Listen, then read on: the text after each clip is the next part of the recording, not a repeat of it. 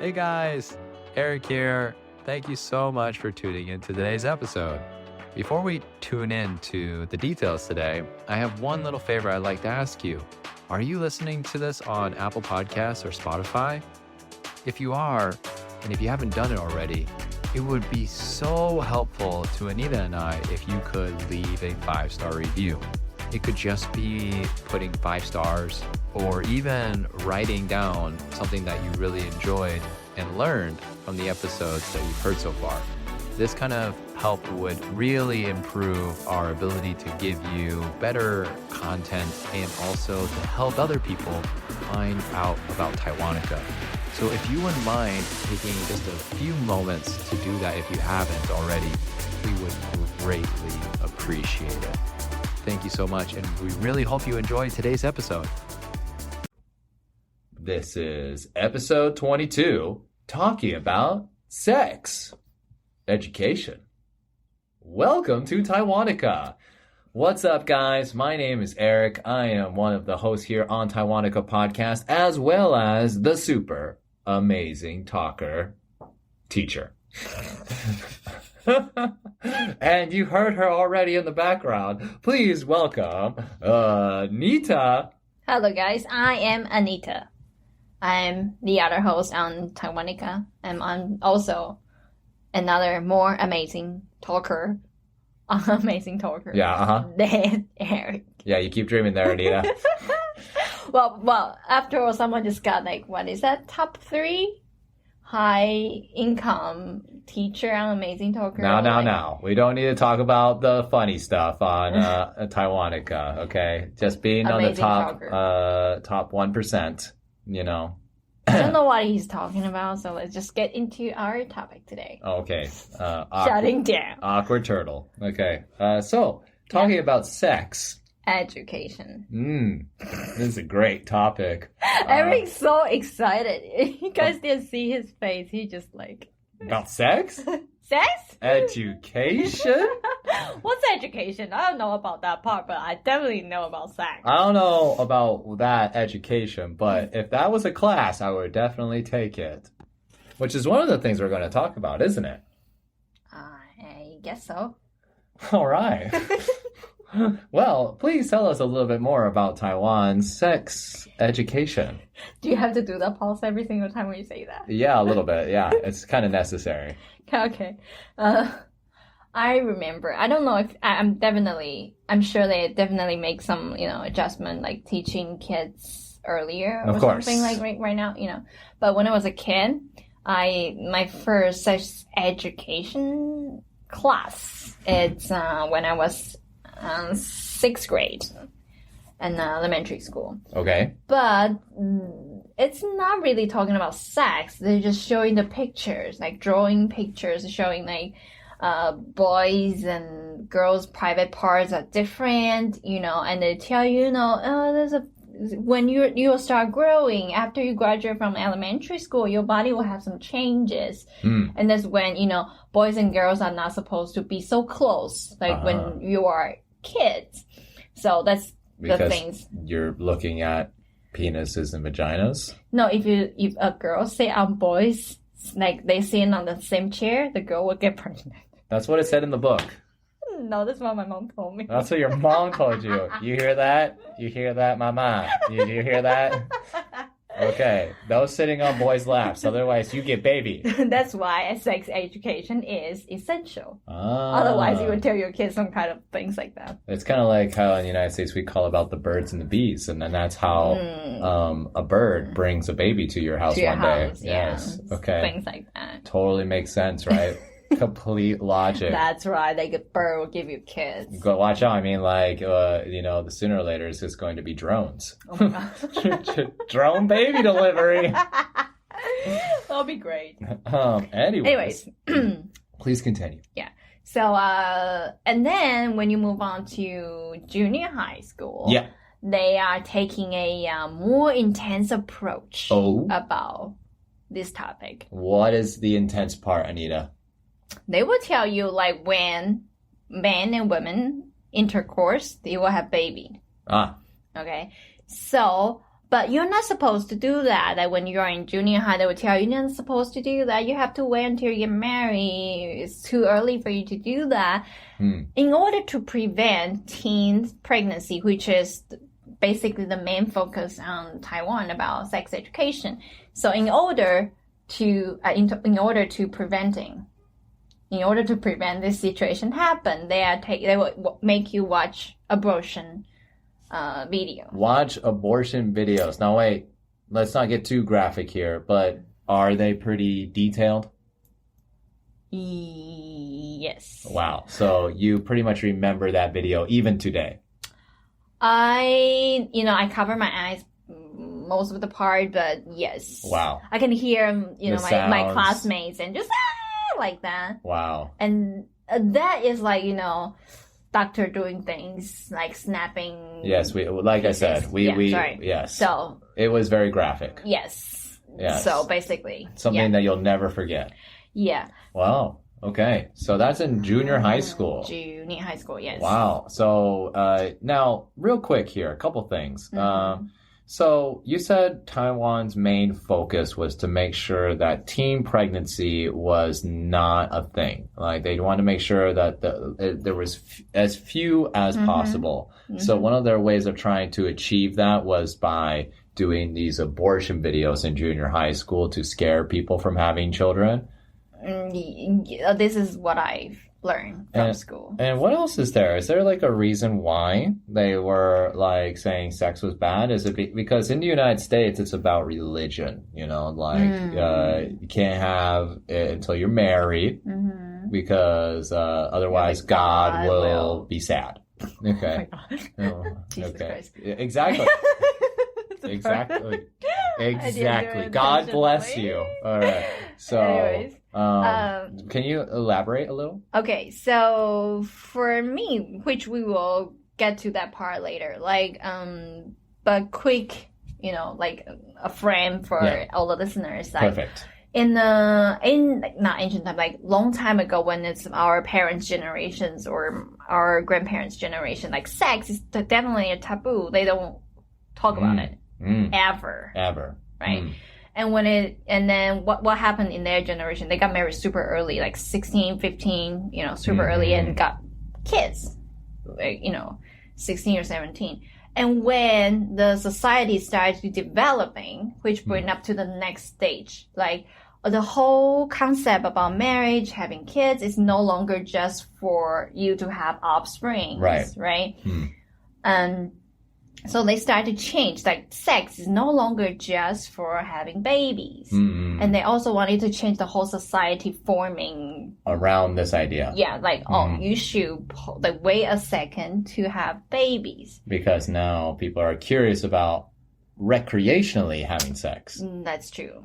Yeah. Whereas during your grandparents and parents' generations, like I know there's even a joke inside your family where your parents only had intercourse 4 times. And each time they had intercourse, they just have babies. They just had babies. Yeah. One time, one baby. That was basically how it worked, right? Like a ceremony. Yeah. And now, baby. Baby. Okay. So that's baby. But you can't ever imagine them being romantic with each other in this way.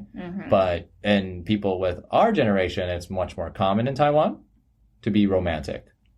I would say so, yeah. Yeah, sure. Yeah, okay. Definitely. Very interesting. So let's dive back into what you were talking about after the abortion video. What else is there?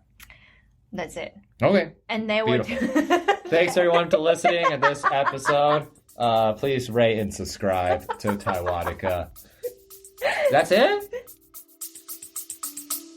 We'll be right back.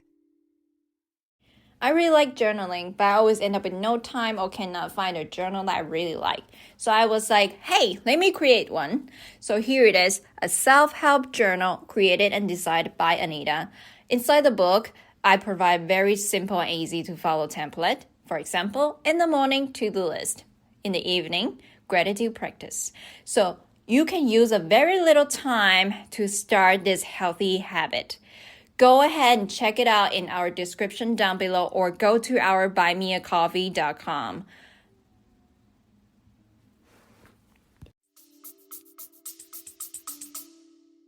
Yes, and then they will introduce like protected sex. Oh, you know, so there's more.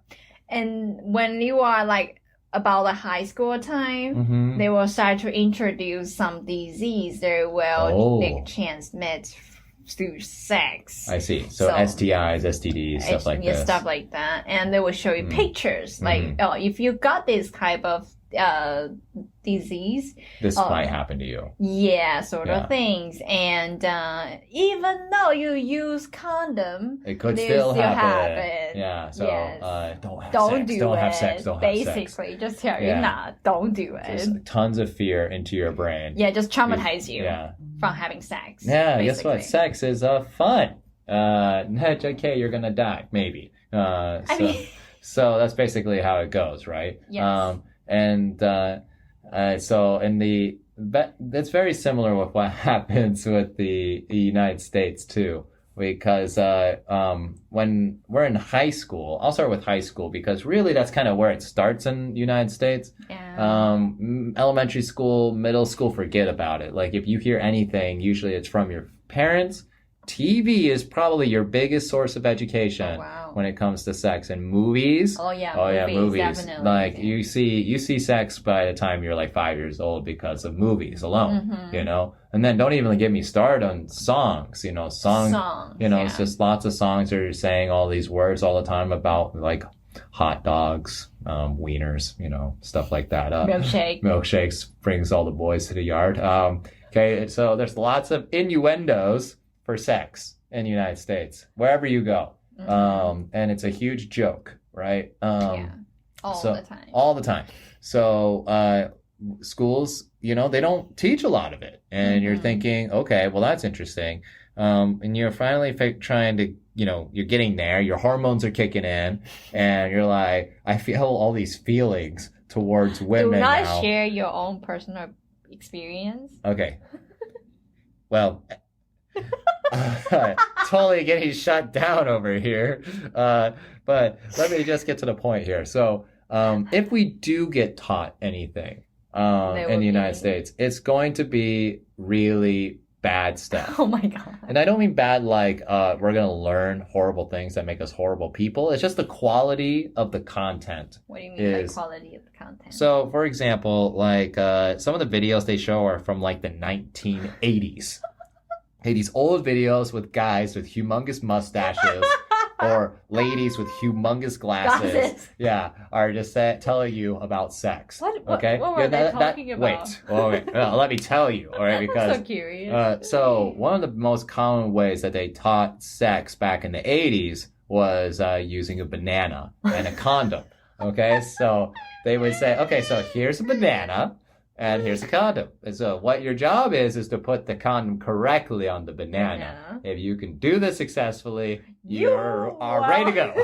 Of course not. You are good to go. They don't give you like a badge or something.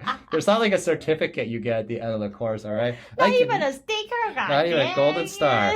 All right, but they do. That was basically what they taught through videos, and it was not a course. All right, it's not like something that you go and enroll in. All right, it's basically they come to your school for a day, and during that day they will tell you about sex entirely, and then they walk away, like thinking like you know everything in that day. You're on yourself now, Sam. Yeah, you got it, buddy. And so basically you go, and they don't even announce it to you. They're not going to be like, oh, hey, next week at this class, you're going to learn about sex. No, they have this person just walk in and be like, surprise sex.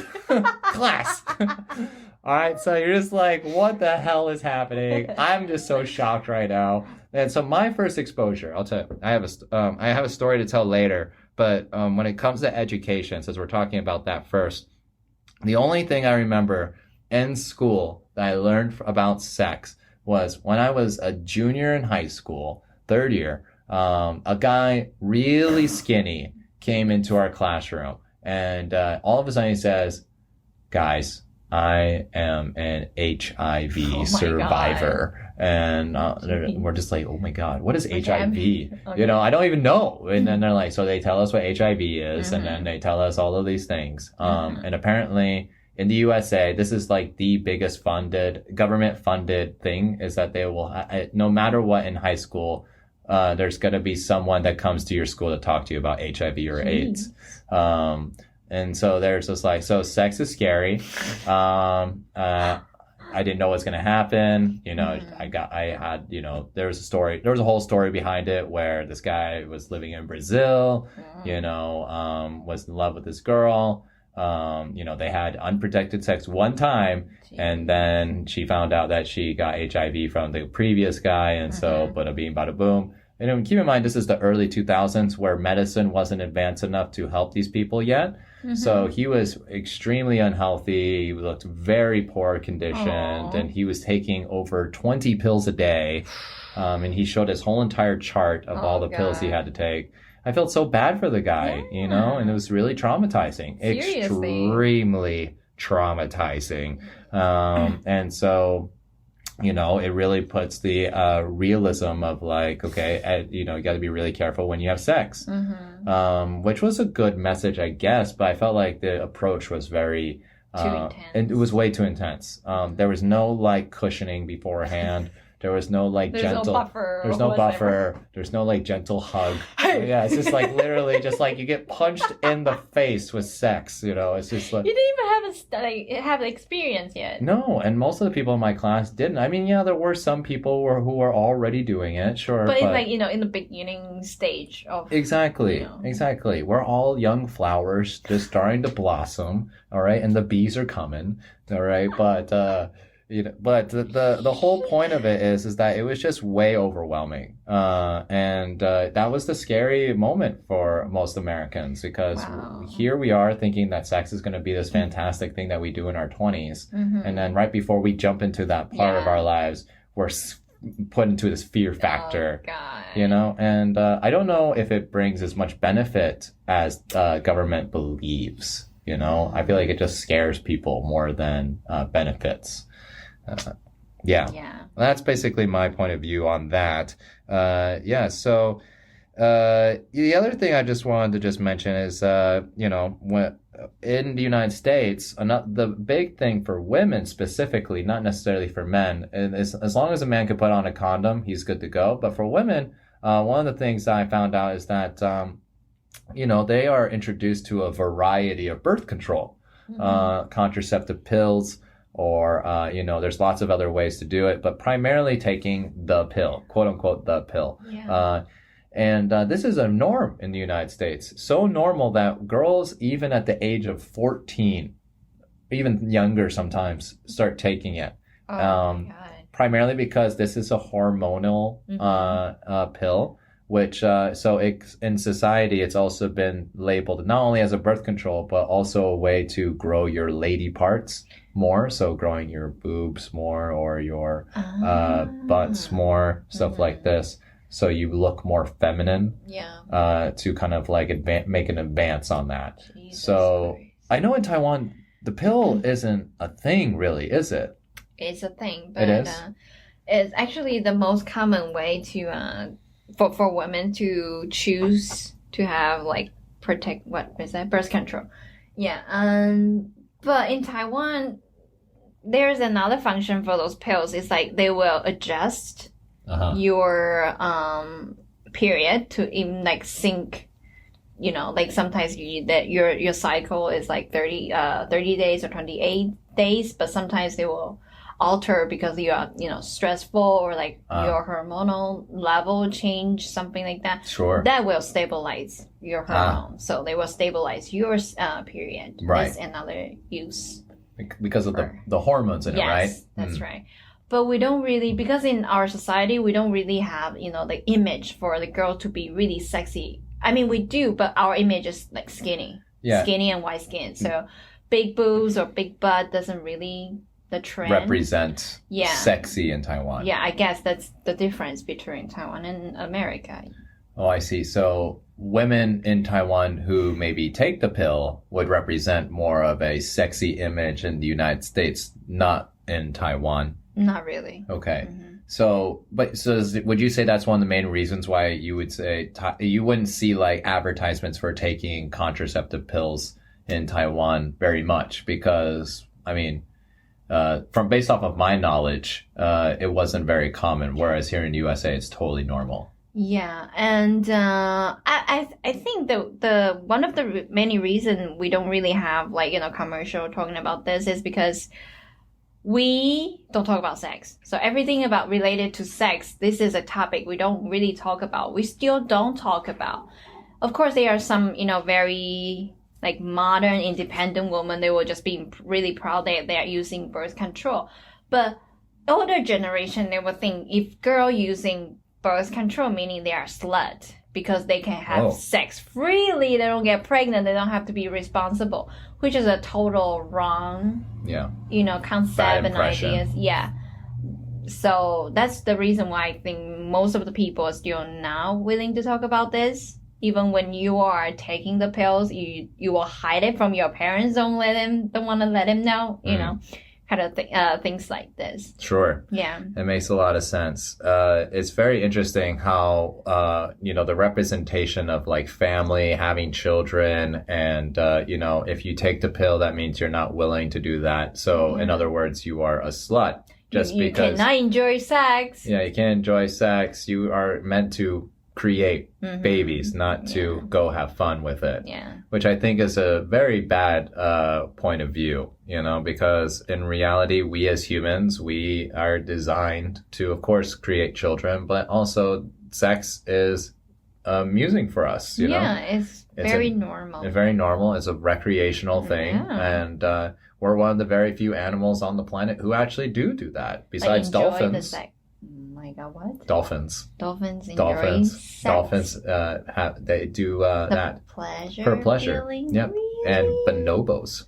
Wow. That's a monkey, if you didn't know that. I know, because you care about staring at me when you say that. Of course I know that. Your relatives. She just hit me like a monkey. Okay. So then I guess we're getting close to our conclusion here, right? Just before we dive into the big thing that we want to say at the end, is there anything else that you wanted to mention? Oh, also one thing very important, because I have a student. He's very insightful, and he's a young Taiwanese. So sometimes I'll ask him like random questions like this, and he will give me something really special opinions. So I wanted to share some of the opinions that he shared with me. And he insists I cannot say his real name. He insists I use the name Hanson. Okay, so Handsome, if we are listening. Thank you, Handsome. All right, so I asked him, like, what do you think of the Taiwan's sex education? He agreed with what I just said. Like we didn't have the open communication about sex. Also, he mentioned about one point, which is very, very important. He say his girlfriend find out very useful information, but when it's already too late. So there is a thing called HPV. Okay. HPV is a vaccine for women to take. They will prevent you from having certain cancer. Well, HPV is an STI. And then the vaccine that you can get is to prevent yourself from getting cancer that comes from HPV. Yes. Okay. Thank you so much, You're Professor. Welcome. So, Doctor. All right. So, but they will, in order to give you the complete, the highest protection, you have to get that vaccine before you even have sex. Right. Meaning this is when the you're new development. Yes. Yeah. Before when you get it when you're a little girl that you never had sex before, they will provide you the highest protection. Yes. But when his girlfriend find out this, it's already too late. Sure. So this is also a very important. Is considered sex education. Right. You should provide those kind of information to in girls.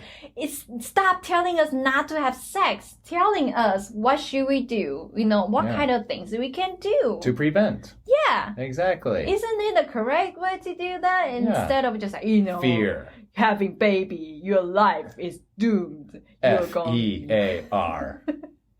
Fur. Yeah. No, seriously though, that's exactly what they're doing. So important. It's wrong. Yes. That's the point here. Yes. The conclusion here is that it's wrong. And now society is totally taking advantage of this fear, aren't they? Yeah, totally. Yes. You know, there's this humongous correction about sex being a taboo. I mean, everyone, this all comes from the emotion of lust. Let's just bring that out for a second here. Lust, an emotion of being attracted to the other sex, or if you're same sex, if you are gay or lesbian, and so in these situations, it's completely natural, whether you're married, whether you're 15 years old, whether you're 80 years old, this is emotion just in our about, brain. Yeah, sometimes if you're happy, if you're joy, if you're sad, this is one of them. Yes, lust is one of them. And so, no matter how much society tries to, hide this from us. No matter how sexy your wife is. No matter how sexy your wife Eric is. still have that sometimes. Yeah, I mean, I do. And Anita does too, with certain men, which her taste is very strange.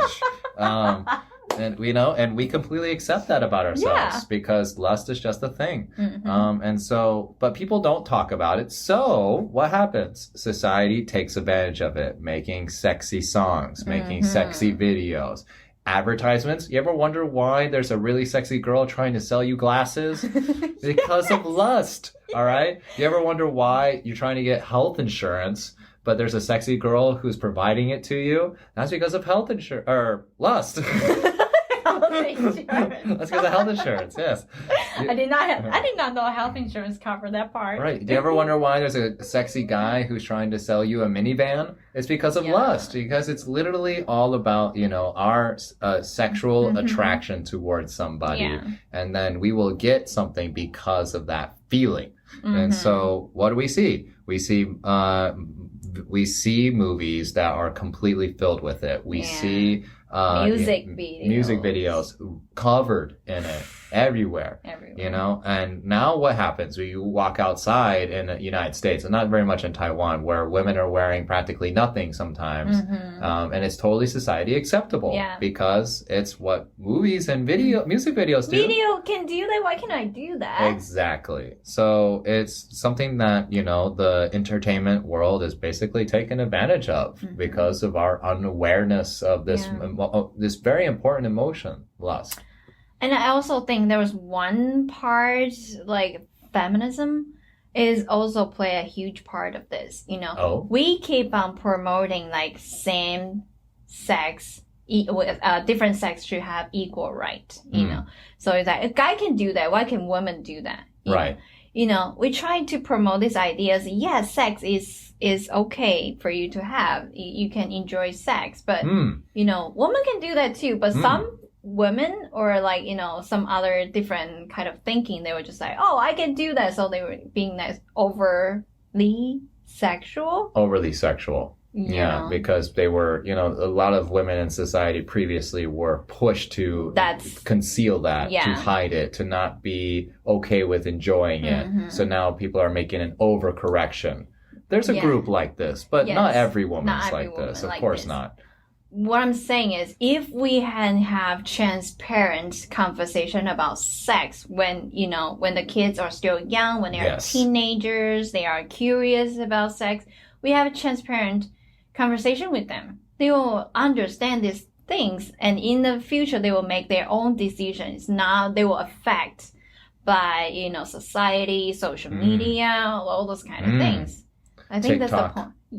Oh my God, TikTok. Do not even open it. All right. That's a can of worms. I'm going to close that. All right. But that is a very personal opinion. Very good way to end this podcast episode, Anita. Thank you so much for that valuable message. I think you just really told everybody like the way of like looking at this point of view, sex, in a different angle.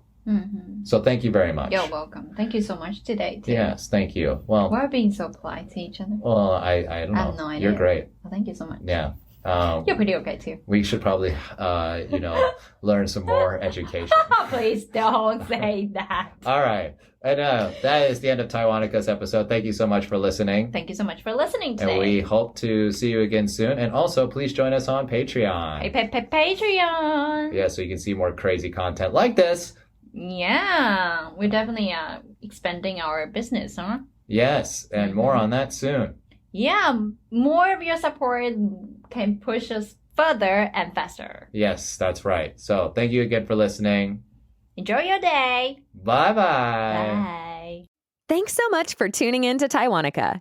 If you're enjoying the show, please feel free to rate, subscribe, and leave a review wherever you listen to your podcasts. That helps others find the show, and we greatly appreciate it. Thanks again for listening, and we'll catch you in the next episode.